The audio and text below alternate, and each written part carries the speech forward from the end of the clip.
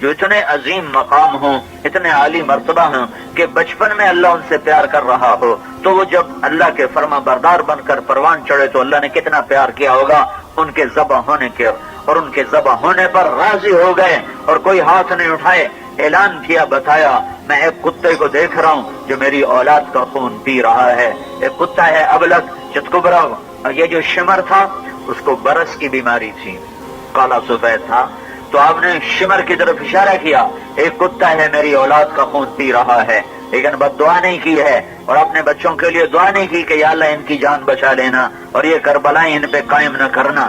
قائم ہونے تمہارے لیے دعا کی ہے، تمہارے لیے دعا کی ہے، تمہارے لیے دعا کی ہے۔ اپنی اولاد کو تقدیر کے حوالے کیا، دکھوں کے حوالے کیا، مصیبتوں کے حوالے کیا۔ یا رسول اللہ میرے گھر میں تو چادر نہیں، میں پردہ کیسے کروں؟ تو اللہ کے نبی نے اپنی چادر اتار کر بیٹی کو دی کہ بیٹی میری چادر سے پردہ کر لو۔ باپ کی چادر اپنے اوپر لپیٹ لی تو دونوں یہ حضرات اندر آئے، تو آپ نے پوچھا بیٹی کیا حال ہے؟ تو عرض کی یا رسول اللہ پہلے بیماری، پہلے بھوک تھی، روٹی کوئی نہ تھی، اب بیماری ہے اور علاج کوئی نہیں ہے۔ اور اللہ کے نبی کے کندھے سینے پر ایسے سر رکھ کے رونے لگی، تو اللہ کے نبی نے ایسے دونوں ہاتھوں میں لے لیا اور اپنی چھوڑی ایسے رکھی ان کے سر پر ایسے، اور آپ بھی رونے لگے۔ دنیا کا وہ ہائے ہائے ایسے ظرف والا کہ 3 میل پتھر کھائے آنسو نہ نکلا، بیٹی کے آنسو نے رلا دیا، رلا دیا۔ باپ باپ باپ بن کے دکھا رہے ہیں، ہاتھوں میں لیا، بازو میں لیا اور رونے لگے، اور فرمایا بیٹی نہ رو، والذی بعث اباک بالحق ما دقت من 3 ایام ذواقا، میری بیٹی نہ رو، اس رب کی قسم جس کے قبضے میں میری جان ہے، آج 3 دن گزر چکے ہیں میں نے روٹی کا ایک لقمہ نہیں کھایا ہے۔ 3 دن روٹی کا ایک لقمہ نہیں کھایا، اور میرے رب نے مجھے کہا تھا میرے محبوب تو کہے تو میں عرب کے پہاڑ سونا چاندی بنا کے تیرے ساتھ چلا دوں، تو میں نے کہا نہیں یا اللہ مجھے نہیں چاہیے، میں ایک دن بھوکا رہوں گا، ایک دن کھانا کھاؤں گا۔ اور میری بیٹی فاطمہ تجھے مبارک ہو، اللہ نے تجھے جنت کی عورتوں کا سردار بنا دیا ہے۔ یہ خوشخبریاں پیٹ پہ پتھر باندھ کے ملی ہیں، سونے چاندی کے زیور ٹھمکا کے نہیں ملی، زربفت کے کپڑے پہن کے یہ خوشخبریاں نہیں ملی، یہ خوشخبریاں یوں پیٹ پہ پتھر باندھ کے ملی ہیں، یہ خوشخبریاں یوں بھوک پیاس سہ کر ملی ہیں۔ اس گھرانے کو کیا کمی تھی؟ میرا اللہ دروازے کھولنے کو تیار ہے، اور فرشتہ حاضر ہے، اسرافیل آیا پورا تھال لے کر چابیوں کا، یا رسول اللہ اللہ تعالیٰ نے آپ کی خدمت میں بھیجا ہے کہ ساری کائنات کے خزانوں کی چابیاں آپ کو پیش کر دوں، اب آپ ارشاد فرمائیں آپ کو بادشاہی چاہیے یا غلامی چاہیے؟ تو آپ نے فرمایا مجھے غلامی چاہیے، بادشاہی نہیں چاہیے۔ تو میرے بھائیو اگر اللہ کو پانا ہے، اللہ کی قسم اللہ ہی کو ڈھونڈنے نکلو، اوے اللہ ہی کو منزل بناؤ، او اللہ ہی کو مطلوب بناؤ، او اللہ ہی کو راضی کرنا زندگی کا مقصد بناؤ، اللہ ہی کے لیے جینا سیکھو، اللہ کے لیے مرنا سیکھو، اللہ کے لیے اٹھنا بیٹھنا چلنا پھرنا بنا لو، اللہ کو ڈھونڈو ڈھونڈو، مل جائے گا مل جائے گا مل جائے گا مل جائے گا، پر ملے گا محمد مصطفیٰ صلی اللہ علیہ وسلم کے در پر، ملے گا محمد مصطفیٰ صلی اللہ علیہ وسلم کی غلامی سے کہ محمد سے وفا تو نے تو ہم تیرے ہیں، یہ جہاں چیز ہے کیا لوح و قلم تیرے ہیں۔ حضرت محمد صلی اللہ علیہ وسلم کو پاؤ گے تو اللہ کو پاؤ گے، انہیں نہ پایا تو اللہ بھی نہ پا سکو گے، ان کو نہ پا سکے تو اللہ کو بھی نہ پا سکو گے، ان کے طریقوں میں نہ ڈھلے تو اللہ کو سید قریشی نہیں چاہیے، اللہ کو غلام رسول چاہیے، اللہ کو سندھی پٹھان نہیں چاہیے، اللہ تعالیٰ کو غلام رسول چاہیے۔ وہ بلال حبشی غلام رسول ہے، تو اللہ کے نبی نے فرمایا میری سواری کی لگام بلال کے ہاتھ میں ہوگی، جو پکڑ کر میرے ساتھ ساتھ جنت میں داخل ہوگا۔ اور ابو لہب قریشی سردار ہے، اور میرے اللہ نے کہا تبت یدا ابی لہب وتب، ابو لہب کو ہلاکت کی بشارت سنا دو کہ بیوی سمیت وامرأتہ حمالۃ الحطب، بیوی سمیت ہلاک ہو گیا، ابو لہب ہلاک ہو گیا، اور بلال حبشی سردار ہو گیا۔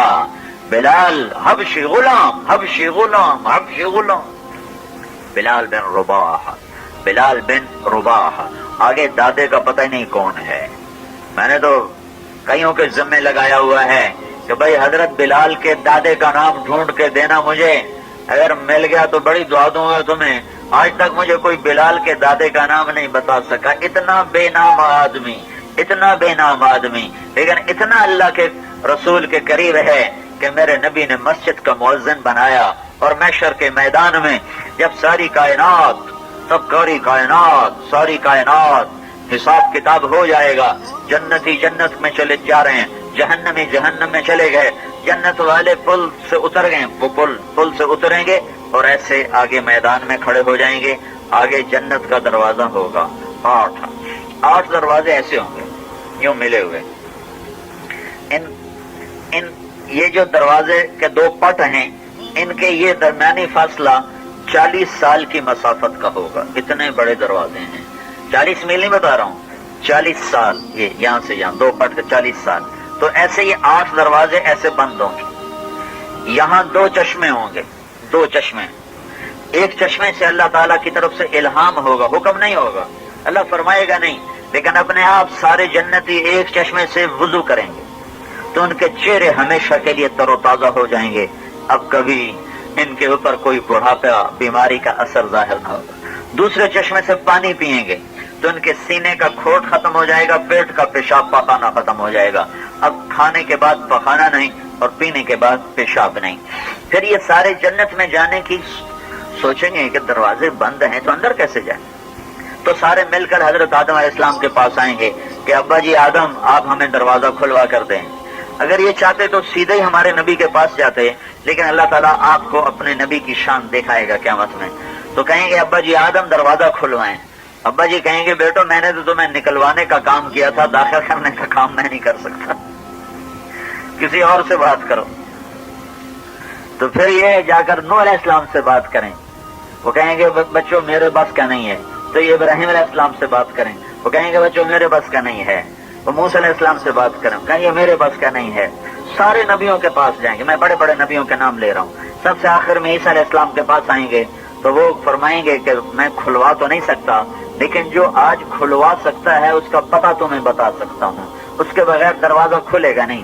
وہ کہیں گے آپ بتائیں کون ہے، تو عیسیٰ کہیں گے جاؤ محمد مصطفیٰ کے پاس، ان کے بغیر دروازہ نہیں کھل سکتا صلی اللہ علیہ وسلم، جاؤ ان کے دربار میں جاؤ، آج وہاں سے یہ کام ہوگا۔ سارے جنتی اب آ کر پہنچیں گے ہمارے نبی کی خدمت میں، یا رسول اللہ دروازہ کھلوائیے، تو آپ فرمائیں گے ہاں میں ہی کھلواؤں گا، پھر آپ سجدے میں سر رکھیں گے اور سارے جنتی آپ کو دیکھ رہے ہوں گے، اب اکیلے سجدے میں کیا وہ نظارہ ہوگا، کیا منظر ہوگا کہ اوپر اللہ کا عرش سجا ہوا ہے اور نیچے جنتی کھڑے ہوئے ہیں اور اللہ کے رسول سجدے میں اللہ کی تعریف کر رہے ہیں، اور آپ نے فرمایا میرا اللہ وہ تعریف کے کلمات اسی وقت مجھے الہام کرے گا، میں ایسی اللہ کی تعریف کروں گا نہ پہلوں نے کی ہوگی نہ پچھلوں نے کی ہوگی، کیا وہ، اور سنو گے تم سارے، آپ اونچی آواز میں بس آپ سب سنو گے، سارے جنتی سنیں گے اور مزہ لیں گے کہ واہ واہ کیا اللہ کو کی تعریف کیا کی جا رہی ہے۔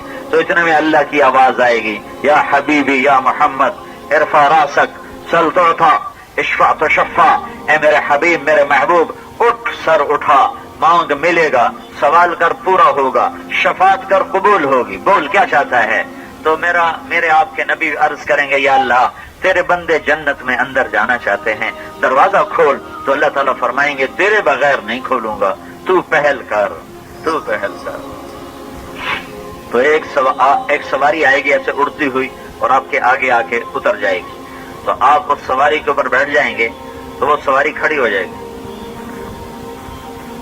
تو سواری کھڑی ہو جائے گی، اس کی جو لگام ہے، یہ لگام کا مطلب ہے کہ یہ رسی خود اللہ کے نبی نہیں پکڑیں گے، کوئی اور پکڑے گا، کوئی ڈرائیور بننے والا ہے، کوئی ڈرائیور بننے والا ہے، لہذا سب کی گردنیں اوپر ہو جائیں گی، پنجوں پر ہو جائیں گے، کون بھلا کون، ساری آدم کی نسل کھڑی ہے، ساری امت کھڑی ہے، ابو بکر عمر کھڑے ہیں، عثمان علی کھڑے ہیں، سعد سعید کھڑے ہیں، ابو عبیدہ عبد الرحمان کھڑے ہیں، خالد بن ولید کھڑے ہوئے ہیں، اور حسن حسین کھڑے ہوئے ہیں، اور زین العابدین کھڑے ہوئے ہیں، اور جعفر کھڑے ہوئے ہیں، اور عقیل کھڑے ہیں، اور عباس کھڑے ہیں، اور عبداللہ بن عباس کھڑے ہیں، اور جعفر بن ابی طالب کھڑے ہیں، عبداللہ بن جعفر کھڑے ہیں، ساری آل رسول کھڑی ہوئی ہے، سب کی گردنیں اوپر ہیں، میں لے لوں، میں پکڑ لوں، میں پکڑ لوں، میں ساتھ جاؤں، میں ساتھ جاؤں، میں ساتھ جاؤں. میرے اللہ کا اعلان ہوگا بلال کو باہر بلاؤ اور رسی پکڑاؤ.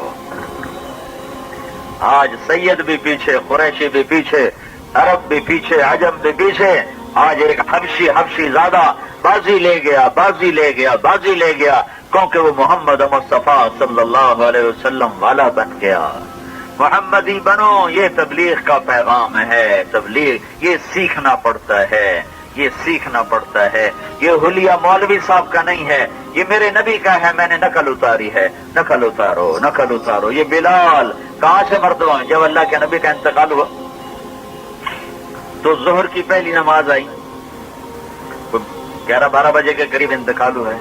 تو ظہر کی اذان دینے کے لیے جب کھڑے اور اشہد ان محمدن کہا تو روتے روتے آواز بند ہو گئی اور آگے اذان نہیں کہہ سکے اور ہچکیاں لگ گئیں اور بڑی مشکل سے اذان پوری کر کے نیچے اترے اور کہا آج کہ میرا نبی چلا گیا، آج کے بعد بلال اذان کبھی نہیں دے گا، قسم کھا لی. اور پھر اللہ کے نبی کے بعد حضرت ابو بکر صدیق خلیفہ بنے تو مدینے میں دل نہیں لگتا تھا. تو ابو بکر سے کہنے لگے ابو بکر مجھے ہجرت کی اجازت دے دے، میں جہاد میں جانا چاہتا ہوں. تو انہوں نے اجازت دے دی. 6 مہینے گزر گئے، 6 مہینے ملک شام میں جہاد تھا. تو 6 مہینے بعد اللہ کے نبی خواب میں آئے. بلال یہ کیا بے وفائی، ہمارے پاس آنا ہی چھوڑ دیا.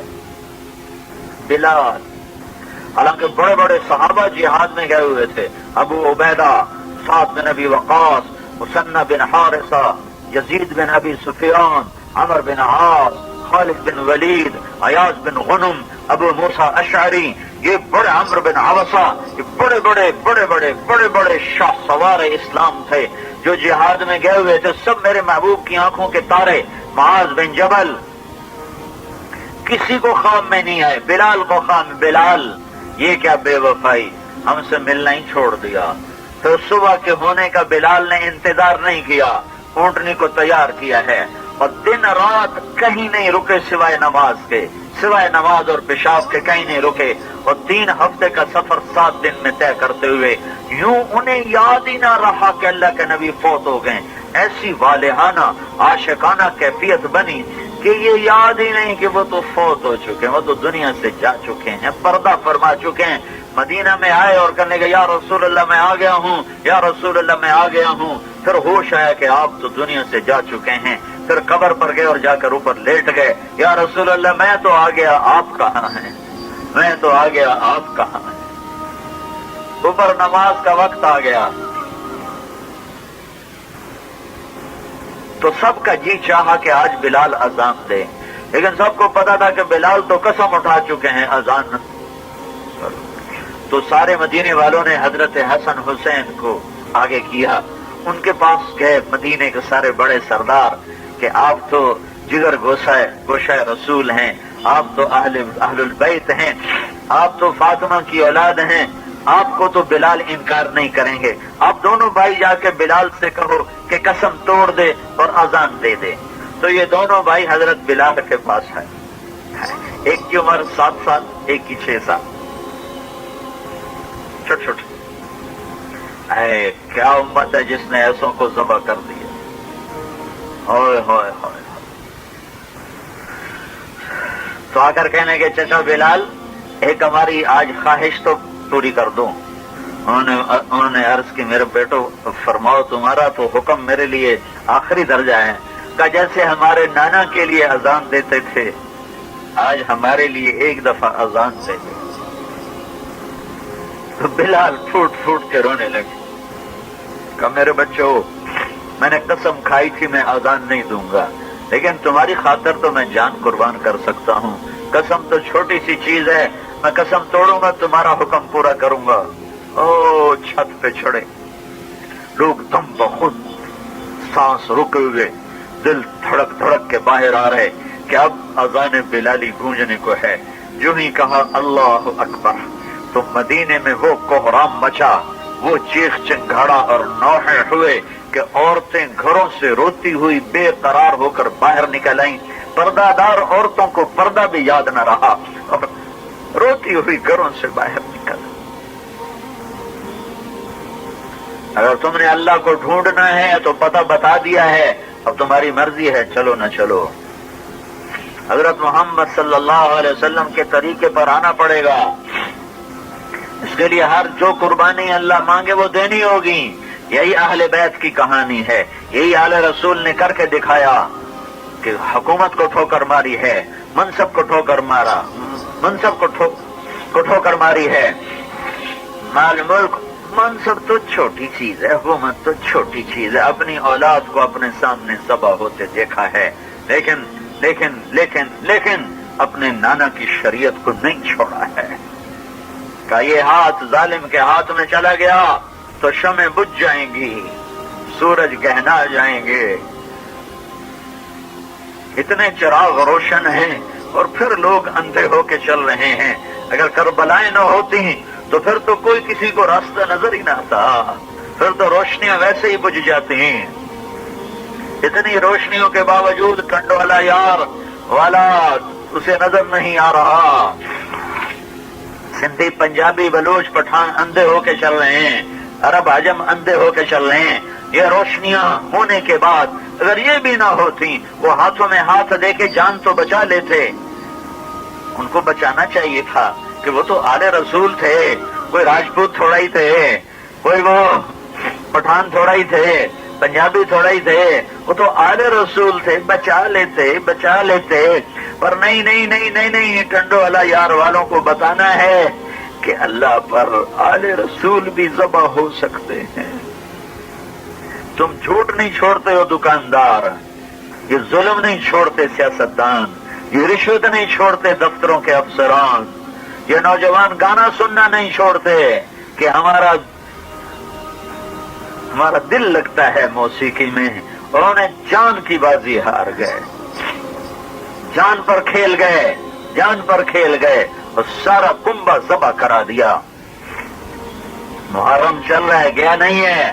محرم کا مہینہ پیغام ہے کہ آل رسول کو بھی ذبح ہونا پڑے تو ہو جائیں گے، کہ دین قیمتی ہے، دین ایسی عظیم شے ہے کہ اس پر اتنا عظیم خاندان بھی ذبح ہو سکتا ہے۔ اور اللہ کے رسول کے محبوب ترین، آپ گلی میں سے گزرے تو حضرت حسین بچوں کے ساتھ کھیل رہے تھے۔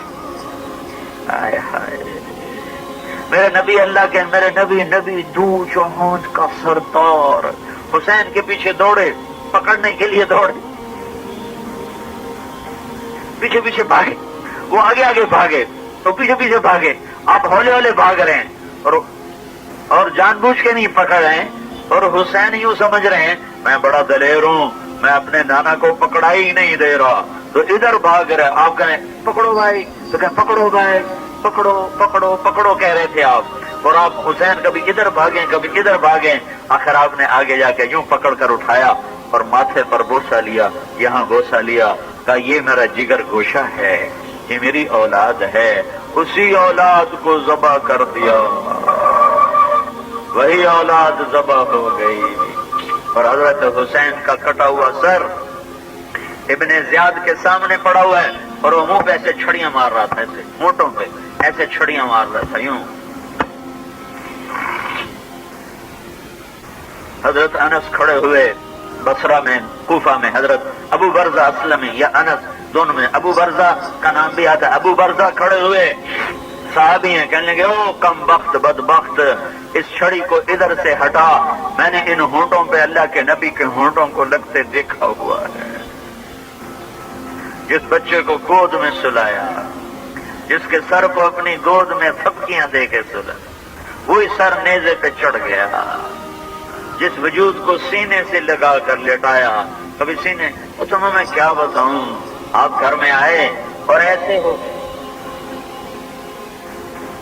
ہاتھ زمین پہ ٹیک دی اور گھٹنے بھی ٹیک دی، میں دونوں بچوں سے کہا آؤ میری کمر پہ چڑھ جاؤ، آؤ میری کمر پہ چڑھ جاؤ، دونوں بچوں کو کمر پہ بٹھایا اور کمرے کا چکر لگایا ایسے، اور کہا دیکھا تمہارا اونٹ کتنا اچھا ہے، دیکھا تمہارا اونٹ کتنا اچھا ہے،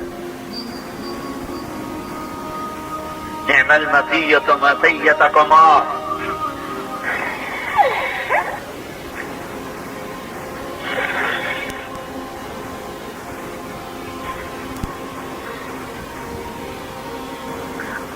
بڑا ظرف ہے اس امت کا، اتنے بڑے واقعات بھی ہضم کر گئی، اتنے بڑے واقعات بھی ہضم کر گئی، اور ایسے غفلت میں ڈوبے جیسے یہ سب کچھ ہوا ہی نہیں۔ میرے بھائیوں، حضرت محمد صلی اللہ علیہ وسلم کی پاک زندگی اپنی زندگی بناؤ، ان کی پاکیزہ زندگی اپنی زندگی بناؤ تو اللہ تم سے راضی ہے، اللہ تم سے راضی ہے۔ ایک حصہ عبادت ہے جس میں نماز ہے، نماز کے بغیر انسان نہیں، نماز کے بغیر ایمان نہیں، نماز کے بغیر اسلام نہیں، نماز کے بغیر دین نہیں، نماز کے بغیر جنت نہیں، نماز کے بغیر اللہ نہیں ملتا، نماز کے بغیر در مصطفیٰ پہ حاضری قبول نہیں۔ وہ ماتھا انسان کا نہیں ہے جو زمین پہ نہ جھکتا ہو، وہ ماتھا انسان کا نہیں ہے جو زمین کے بوسے نہ لیتا ہو۔ میرے بھائیوں، انسانیت کی معراج سجدہ ہے۔ کربلا قائم تھی، سورج سر پہ آ چکا تھا اور جان نثار زندگی اور موت کی بازی کھیل رہے تھے، اور دنیا میں ایک ایسی تاریخ لکھی گئی کہ نہ پہلے لکھی گئی نہ بعد میں لکھی جائے گی۔ ایسی دردناک کہانی نقش ہوئی ہے کہ کروڑوں روتے آئے، کروڑوں رو رہے ہیں، کروڑوں روتے رہیں گے، اور وہ دکھ درد ختم نہ ہوگا۔ سورج ڈھلا ہے تو امام حسین رضی اللہ تعالیٰ عنہ نے زہیر بن قین، آپ کے لشکر کے سیدھے ہاتھ میں جھنڈا ان کے ہاتھ میں تھا، الٹی طرف جھنڈا حبیب بن مظاہر کے ہاتھ میں تھا، اور درمیان میں جھنڈا اپنے بھائی عباس بن علی کے ہاتھ میں تھا۔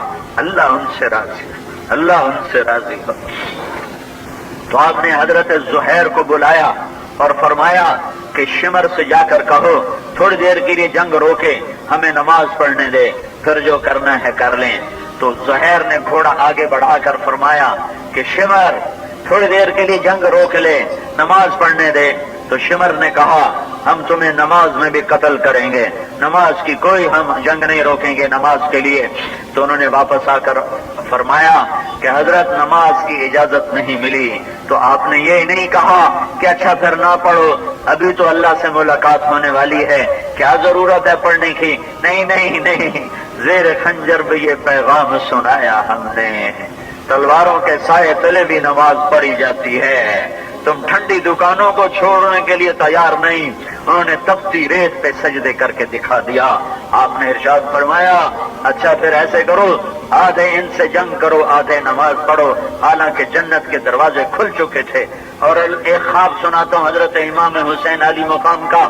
جنگ سے پہلے آپ کو آنکھ لگ گئی، آنکھ کھلی تو ہنسنے لگے۔ بہن زینب نے پوچھا بھائی یہ ہنسنے کا کون سا وقت ہے، کیوں ہنسے ہو؟ فرمایا اللہ کے نبی کو خواب میں دیکھا ہے، کہہ رہے تھے بیٹا تیرے استقبال کے لیے میں آ چکا ہوں، تجھے لینے میں آ چکا ہوں، میں آ گیا۔ تو اب نہ پڑھو نماز، نہیں پڑھنی ہے۔ ڈنڈ والا یار کے اندھوں کو بتانا ہے، پتھر دلوں کو بتانا ہے، سنگ دلوں کو بتانا ہے کہ یوں سجدے کیے جاتے ہیں۔ جنوں کے شہر میں سر بیچتے تھے مفت دیوانے، ادا کرنے یہی خوش رسم ہم بازار میں آئے۔ نقش توحید کا ہر دل پہ بٹھایا ہم نے، زیر خنجر بھی یہ پیغام سنایا ہم نے۔ یہ بتانا ہے آگے عین لڑائی میں اگر وقت نماز قبلہ رو ہو کے کھڑی ہو گئی قوم حجاز۔ تم ڈرامے دیکھتے نماز چھوڑ دیتے ہو، گانے سنتے نماز چھوڑ دیتے، کرکٹ کے میچ دیکھتے تم نمازیں چھوڑ دیتے ہو۔ ان کا حضرت نماز کی اجازت نہیں، کہ آدھے نماز پڑھو آدھے جنگ کرو، آدھوں کو الگ کر دیا۔ انہوں نے ایسے نمازی تاریخ نے نہ دیکھے، نہ انسانوں نے دیکھے، نہ فرشتوں نے دیکھے، نہ زمین نے دیکھے، نہ آسمان نے دیکھے۔ کربلا کے نمازیوں پہ قربان میری کروڑ جانیں ہوتی، میں ان کے خون کے ایک قطرے پہ قربان کر دی۔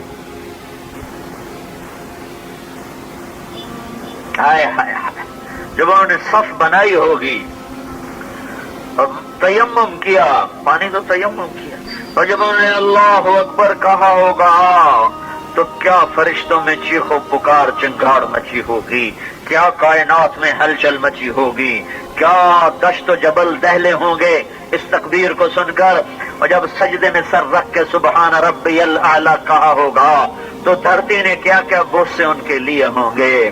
نماز پڑھی ہے نہیں چھوڑی اور عصر سے پہلے شہید ہو گئے۔ میرے بھائیوں میں ہاتھ جوڑتا ہوں، بہت بڑا مجمع ہے ڈنڈولا یار، تو چھوٹی سی جگہ ہے، یہ تو 10-15 ہزار کا مجمع بیٹھا ہے۔ آج توبہ کر کے اٹھو یہاں سے، اللہ اس کے رسول سے صلح کرو، اللہ اس کے رسول سے صلح کرو، اللہ اس کے رسول سے صلح کرو، اور اپنی زندگی اللہ اور اس کے محبوب کی پسندیدہ ترتیب پر لانے کے لیے نکلو تبلیغ میں، اور سیکھو اس کو، یہ دین کو سیکھنے کی محنت ہے۔ تبلیغ کا کام جب بھی چلا اللہ نے، دعوت کا کام جب بھی چلایا اللہ نے دین کو زندہ کیا۔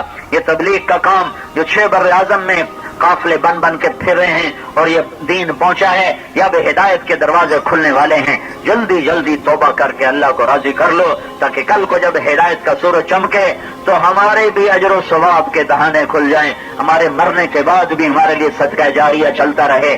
تو میں اس مجمع سے اتنی درخواست ضرور کروں گا کہ آج سارے توبہ کر کے اٹھو، بغیر توبہ کے کوئی نہ جائے، توبہ کی سارے پکے نیت کرو۔ تو مجھے بتاؤ توبہ کرتے ہو؟ پکی توبہ کرتے ہو؟ تو ایک دفعہ سارا مجمع کہو یا اللہ میری توبہ، ایک دفعہ پھر کہو یا اللہ میری توبہ، ایک دفعہ پھر کہو یا اللہ میری توبہ، زور سے کہو۔ حضرت مولانا طارق جمیل